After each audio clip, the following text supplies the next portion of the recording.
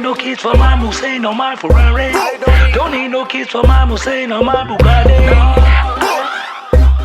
Push the button.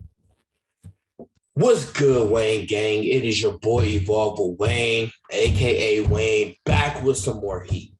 I promised you guys, and I promised you guys that I had a surprise for y'all. So stay tuned to this video, and I will let you know what that surprise is. Today,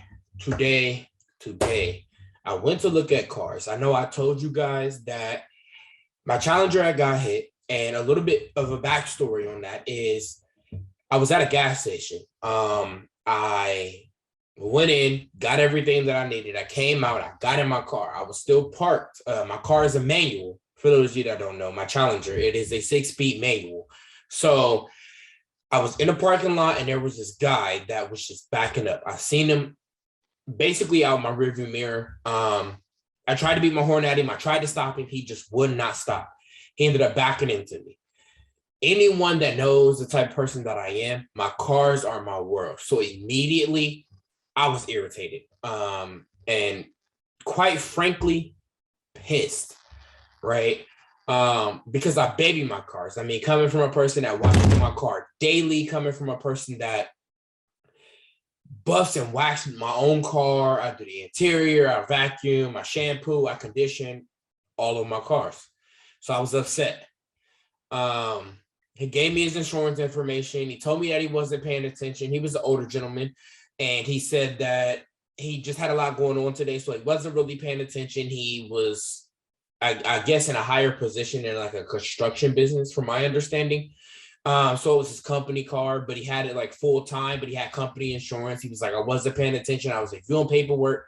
My question to him was, why are you backing up or have your vehicle in motion while you're going over paperwork for your business? I don't understand that. But anyways, you hit me. So I'm going to need your insurance information, so I can contact them. It was a Friday afternoon. I was actually coming back from buying more video equipment for the content for you guys. And he was understanding. He's like, I'm sorry, very apologetic, told me that he was going to let his insurance company know, let his company know that, that he had backed into somebody to be expecting a claim. He wasn't going to fight it, whatever the case may be. So I'm a very impatient person. So the following day, I called the insurance company and I'm like, yo, I want to file a claim. One of your drivers or somebody that you have insured hit my vehicle. I would like to get it in and get it fixed. They told me that they needed his email. So I went through all the paperwork. I went through everything. They were like, I need his email. So I proceeded to call him. At this time, he's like, well, why don't you wait until Monday? I'm not at work. Wait until I get in on Monday. I'll let them know. I'm not going to give you my personal email address, whatever the case may be. Now, mind you, I already have this man's address. I already have this man's phone number. I already have this place of employment, obviously, because it was on the insurance card. So I have all of his information. So I'm like, I'm trying to file a claim, through your insurance company, but they need your email address. So he refused to give it. So I'm like, you know what? Fine. I got off the line with him. I got off the line with the insurance company. And then I was like, I'll wait until Monday until he's in and we'll handle it then. So we did that. We got off the phone and whatever the case may be. Monday. Monday, I actually called his insurance company and basically was like, look, your driver hit me. He said there was no damage to his vehicle. And I looked at his vehicle, after he hit mine, the most of the damage was to my car. He really didn't have any of his because he drove a pickup truck. And at the time I was in my Challenger. So he had hit my quarter panel right before my bumper, which means that, and for those of you that know how Challengers are and how they're built and things like that, which means they're going to basically have to cut off my whole quarter panel beyond my front door. And then basically replace that whole quarter panel, and then they're going to have to replace the little triangle window glass behind it, which I have a louver on, so they're going to have to take that off and reinstall it, which I can do that. I mean, leave it off, I'll put it back on. I have 3M tape because I take cars for a living, so I also do accessories and customizations for cars, so I can do that. It takes me 5 minutes, if that, to even do it. Anyways, contact the insurance company. They were like, well, we're not going to send an adjuster out to you. We need you to go to one of these locations that I'm going to email you. And then once you get an estimate, you send that over to us. We'll get it handled. I'm like, okay, cool. Now, this was 4 weeks ago, roughly. What's today? Today is Sunday. So actually, it was 4 weeks ago, Friday. So I get the insurance claim, or I get the estimate on what the price is going to be. The guy was like, yeah, if it was the bumper, we could just replace the bumper. It'd be a hell of a lot cheaper. But since it's not, we have to redo this quarter panel, which I kind of expected because, I've had friends and such look at the car and they were like, it's not that bad. And I'm like, no, it's terrible. Maybe that's just me loving my car too much, but I felt like it was terrible. Anyways, I had him do the estimate. I had him email it to her. I emailed it to her. I sent her the information. I go to this gas station regularly. It's closest to my house. So I'm there all the time. So everybody knows me in there. They had seen it. So they had knew exactly what was going on. I mean, there's a big window right where the registers are. So they were all looking out the window because they love my car. It has like green lights on it in the front, and I put racing stripes on it and things like that. They admire my car. So they always watch out for it. So they had seen the whole thing. Well, I sent the, estimate, and I had the collision center that I took my car to. I had them send the estimate along with the pictures of how much it was going to charge. They're doing 100% OEM parts. So it's all coming from the factory. They called around to the places, got the best price or best rate on what they needed for the quarter panel, and they quoted me for it. Sent it to the insurance person. The insurance person was like, okay, well, now this guy is saying that he has damage to his truck. So I'm going to send an adjuster out to my driver's truck, right? This is where things get difficult because as an insurance company, I feel like you should know who your driver is, right? I mean, at least crucial information, their name, the type of car, things like that. 2 days later, I get a phone call from said insurance company telling me that they needed to look at my Silverado, which is the car that hit me, right? I didn't answer the phone because I didn't recognize the number, but they left a voicemail and they were like, yeah, I'm just calling you. I know you were in a collision and whatever the case may be. So I just need to send the adjuster out to your house to look at your Silverado. To which I called them back like, the Silverado was a driver that you insured, yes, but that is not me. I am the person he hit. So why are you calling me and not calling him? Fast forward, weeks go by. They're still, not giving any information, whatever the case may be. Now, I told them when it happened exactly what the situation was. They wanted my statement and things like that, so I gave it to him. It was on private property, so he didn't call the cops or anything like that. He gave me his insurance information, said his insurance would handle it, and whatever the case may be. So what I did was I told them, look, everybody in the, gas station has seen it, all of the employees. So they're more than willing to, make a statement if that is what is needed. So days go by, weeks go by. Then she calls and she's like, well, I haven't sent an adjuster out to the house yet. And I haven't seen a damage on his car. However, we might just go ahead and rule it as a 50-50, which for those of you that don't know means that he covers his damage or his insurance covers his damage and my insurance covers mine. That's a problem for me given the fact that I was the one hit. I didn't hit anybody. So to raise my premium or to file a claim through my insurance company or to do any of that does not work for me. So I told them that. They were like, okay, well, we're going to need statements from the place. Now, I went and got the name and the phone numbers of everybody in there, first and last name, everything, sent it over to the insurance company, and she just started making her rounds. So to date, and actually, I think I said earlier that it was Sunday. It's actually Monday. So this happened 4 weeks ago from last Friday. Today is Monday.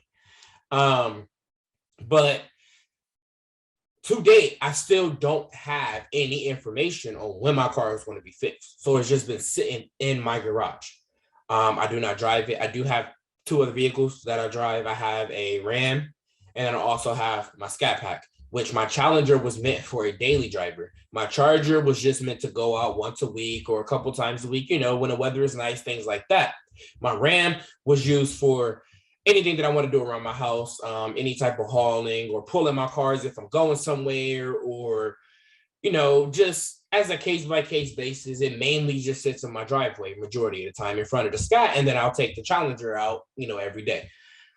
So I haven't been able to drive my Challenger in 4 weeks now, which is not good for me because I love driving that car. It's the only manual that I have, and it's my first manual. Even though I've sold cars for a while, I do love driving that car. It's not as fast as my Scat Pack, but it still has get up and go. I have a mid muffler delete on it, and it's fun to drive. So haven't been able to drive it. Still not in the shop. Don't have any information on it. So what I've been doing is looking at other cars. I'm going to get this resolved sometime, hopefully within the next week. But I have been looking at cars. I've been thinking about buying things that are more, I guess, kid friendly, as far as like the kids go. So I've been looking at Yukons and things like that. I went to a couple different dealerships today, and found a couple things that I test drive and that I like, but I haven't made a move on it yet. So I'll keep you guys updated because I know some of you really want to know what I end up going with. I will do a reveal.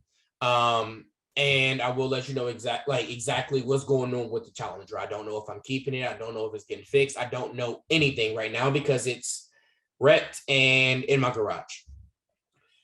Anywho, I was asked by one of my subscribers that DM'd me, and they were like, yo, you said that you work for yourself and things like that. How do you deal with fears and frustrations?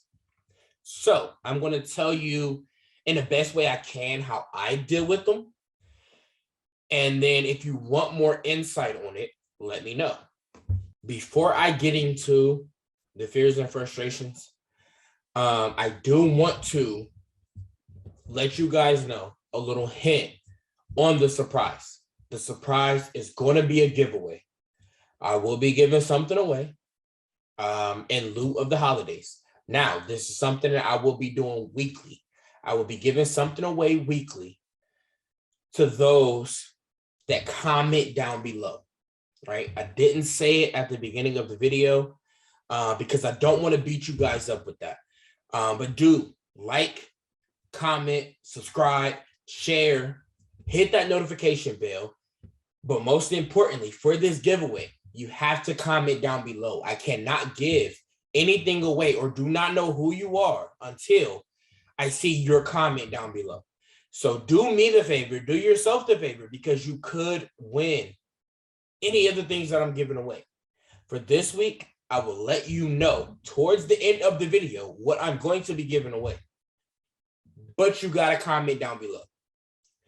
Now, for my fears and frustrations and how I handle those on a day-to-day basis, or when it comes to owning a business, or when it comes to working for myself and things like that, the easiest way for me to put it is that I kind of let bygones be bygones for the most part, right? I don't allow a lot of things to break me. I don't let a lot of things, get me in a whirlwind. Of course, day-to-day life happens and things like that, but I do not allow those trials and tribulations to define what my future is. And that, more than anything, is what I would say will probably be the biggest way to handle it. The main fear that I have as far as anything is concerned, because I really don't fear any single person. I would only say that I fear not being successful enough for my kids. So that is kind of what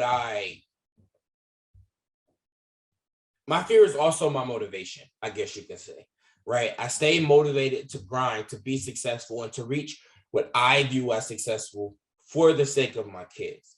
So that also, in turn, is my biggest fear, is falling short of what my kids deserve. Frustrations, the list goes on and on, right? I mean, I tend cars for a living. I deal with people on a daily. Even through COVID, I've been dealing with people. You get some people that aren't worried about it. You got some people that are overly worried about it. You got some people that fall in between. But I am hand to hand with every single customer. Now, I'm kind of going to tie this into another topic that one of my best friends, actually. So shout out to B Does This. Follow him on Instagram. But anyways, he was like, well, we want to hear, how the business is going, or I at least want to hear how the business is going and things like that. My business is going good. It has been going good. When it was in Ohio, it was thriving. I had my own shop. I since then have closed down the shop and have moved all of my operations and everything involved with tinting and detailing and customizing and everything to Florida. So I do still currently tint cars on the daily. I still do currently do racing stripes. I install radios. I install speakers. I do catch cans for my Mopar fans. I know a lot of Mopar people out there love catch cans and things like that, which basically just separates the oil, the bad oil from the good oil. So you get all the sludge in the can and it keeps your air intake clear. Make your car last longer. I'm sorry.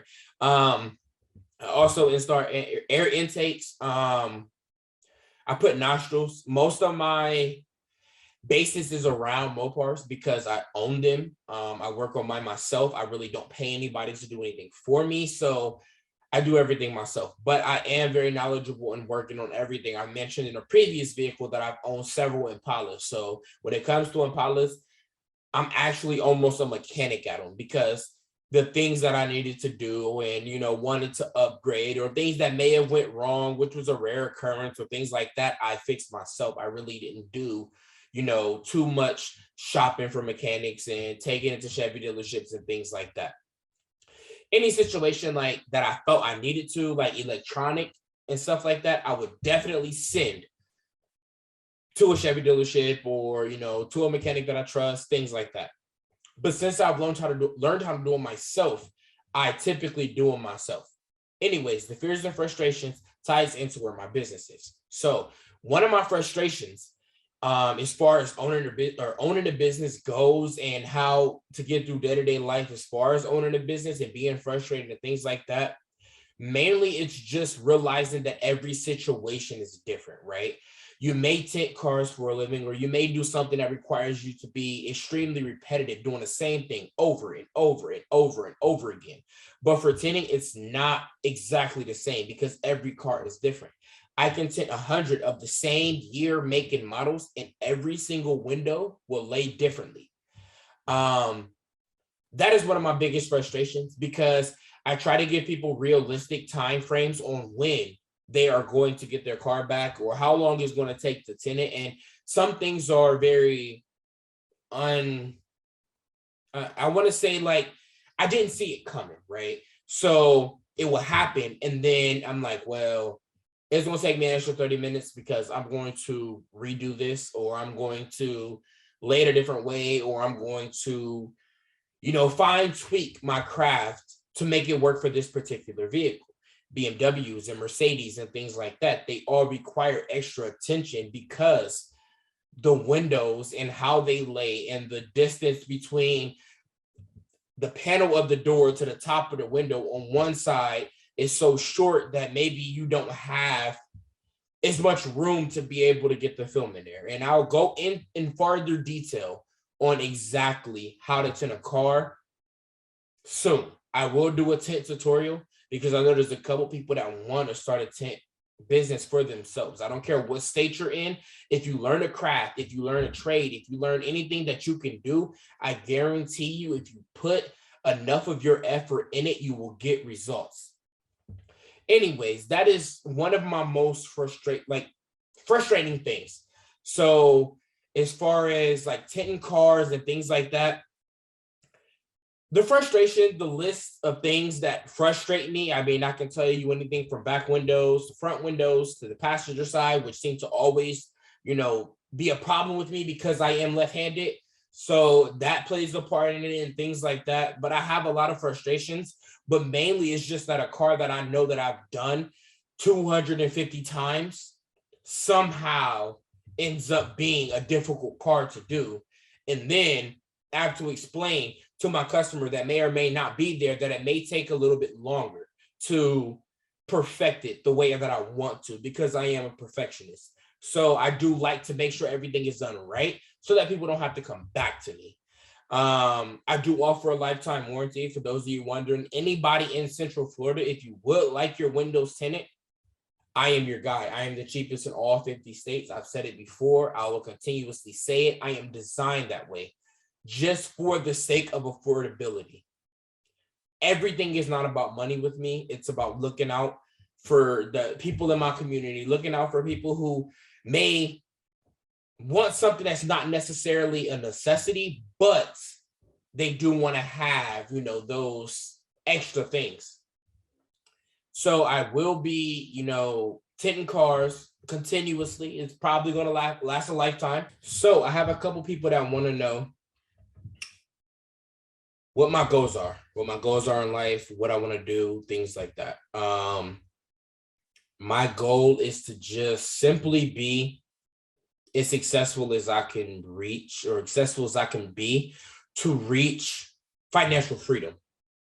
I mean, I think that may be the ultimate goal for a lot of people, right? To reach financial freedom. I just want to be successful for my kids. I want my kids to not want for anything, but know how to get to their own bag, right? I don't want to silver spoon feed all of my kids and give them the entire world without giving them the tools and the knowledge to be able to get it themselves. That is my goal. My goal is to reach success, to reach any individual that will follow my channel, that is already following my channel, anybody that needs, those positive words, or, maybe a different outlook on things that could potentially better their life or better their income, or, make them successful, because that's what this is. This is a platform. This is for me, out of the short 26 years that I've lived, to be able to give knowledge to people. I want to entertain and help people and just live life and be great. I mean, I just want to live a happy life. Everybody has their worries, but I don't really want to worry about too much. I just want to be able to say I did it, right? For my kids, I don't want to be an embarrassment to my kids, for lack of better words. And I'm sure a lot of parents, both mother and father, can attest to that. Nobody wants to be an embarrassment to their kids. And I think by me just giving everything 150% of myself and doing everything I can to better their life, that it'll work out. I truly believe that. All right, gang. So I told y'all I was going to have a surprise for y'all. I told y'all that I was going to be doing a giveaway. If you made it to this point, then you're going to know exactly what the giveaway entails. Now, I'm going to do it a little bit differently than what I've seen. I want people to comment Wayne Gang with a hashtag. So hashtag Wayne Gang down in the comments if you want to enter the raffle.